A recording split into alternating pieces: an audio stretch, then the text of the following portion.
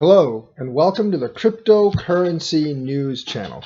Today we're going to talk about Bitcoin and altcoins and when are altcoins finally going to start catching up. I mean, there are exceptions like BNB, for instance, who have more than outperformed Bitcoin this year. But our favorite coins, including XRP, VeChain, HOT, and several others, have severely underperformed Bitcoin this year.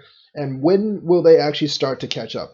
Well, there are two theories. There's Tone Vays theory of they'll never catch up and they're all going to die, but I don't really believe in that theory. So we're not really going to discuss that theory because there's not much to discuss there. There's two main theories that I have right now. One is when Bitcoin gets past 10,000. I've been talking about this on stream a lot, but when Bitcoin gets past 10,000, that's kind of like a psychological marker that we are in a bull run again, 5 figures, and then hopefully people will gain confidence in the market and pour some money into other good projects that they see have potential. Now, we are getting very close to that 10,000 mark, and I think we will see this month or next month whether that is actually true or not. If Bitcoin hits 10,000, then will the altcoins start to explode or at least catch up?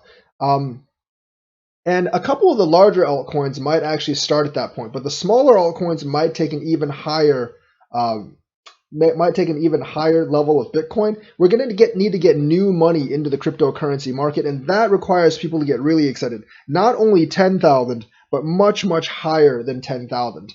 The other point is last cycle's all-time high at around 20,000. Now, I have heard a couple of people say that when we get past that point, the mainstream media will finally catch up and start doing stories about cryptocurrency, saying how we're in a bull market, even though we've been in a bull market for Bitcoin for the last 6 months.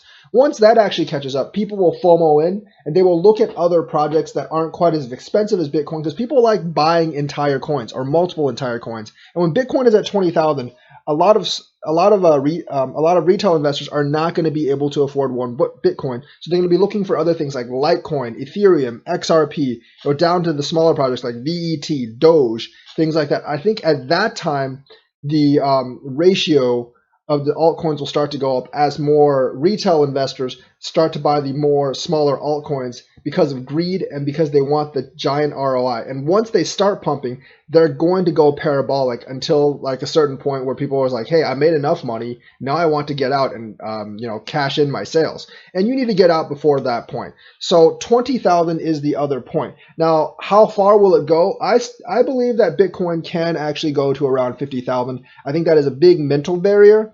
And outside of being a mental barrier, I think you're at several $trillion worth of market cap for the cryptocurrency industry, and there's just a lot of let's say heavy bags at that point, and there'll be millionaires at that point who maybe invested $20,000-$30,000 into the market, and now they've made $1 million, and now they want to actually start cashing out, and then the market will come crashing down at some point. I think that point's around 50,000. Other people think it's around 100,000.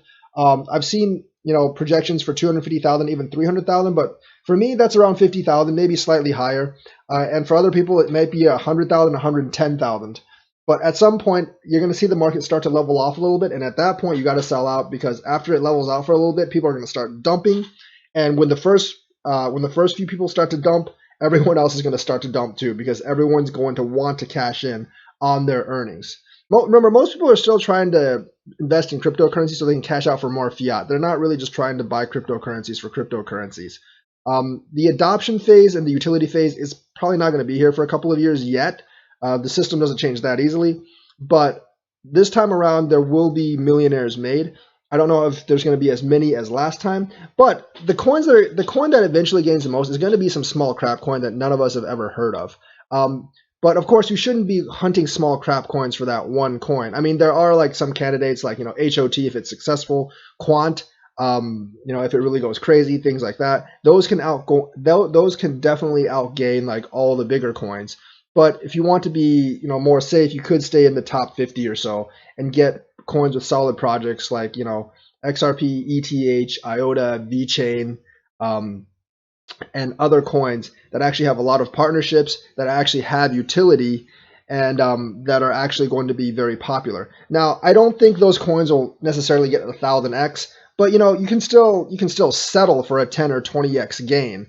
And compared to traditional investments, that is much, much better than what you will get there. So I think that's actually a solid plan to make money in the next cycle. And I do think the psychological barriers of 10K first and maybe some of the bigger altcoins will start to see some gains. And then after a while, after 20K, maybe a week or two after we hit 20K and sustain 20K, or even above 20K, the rest of the altcoins will actually come up and catch fire. Now, I think that, like I said, the bigger altcoins are going to catch fire first. They'll maybe go up like 10, 20, 25x, and then some of the smaller coins will catch fire, the ones that survive anyways, and you'll see 50, 100x, maybe 200x for some of those. Which ones they are, that's really anyone's guess.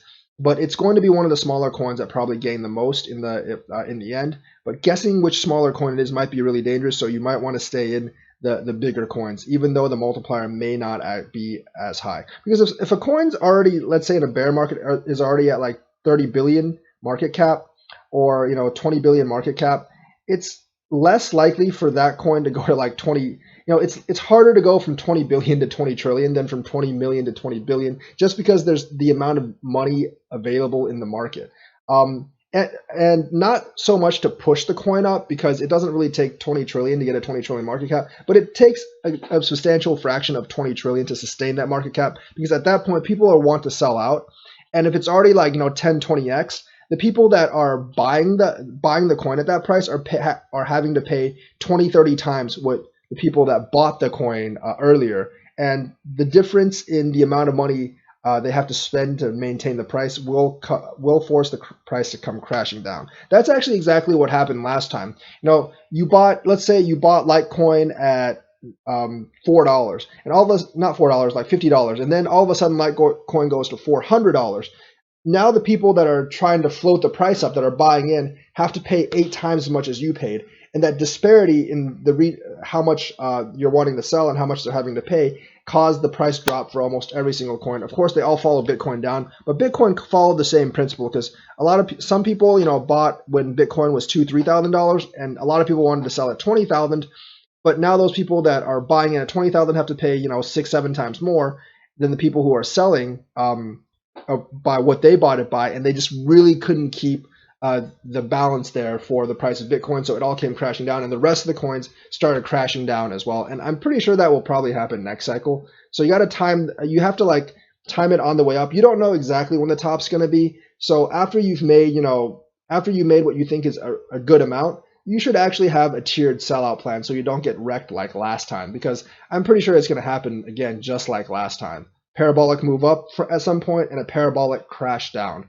But the points you're wanting to look at for when altcoins were going to rise are 10,000, which we're very close to, and 20,000, which is like the last all-time high. And once we pass 20,000, if you're still in Bitcoin and Bitcoin holds for a couple of days, I would definitely diversify out into some altcoins, because I think you're going to at least see an altcoin surge at that point, if it already hasn't happened at that point. So that's today's video. Let me know what you think in the comments, like and subscribe, and check out my Patreon and DLive. Thank you, and have a nice day.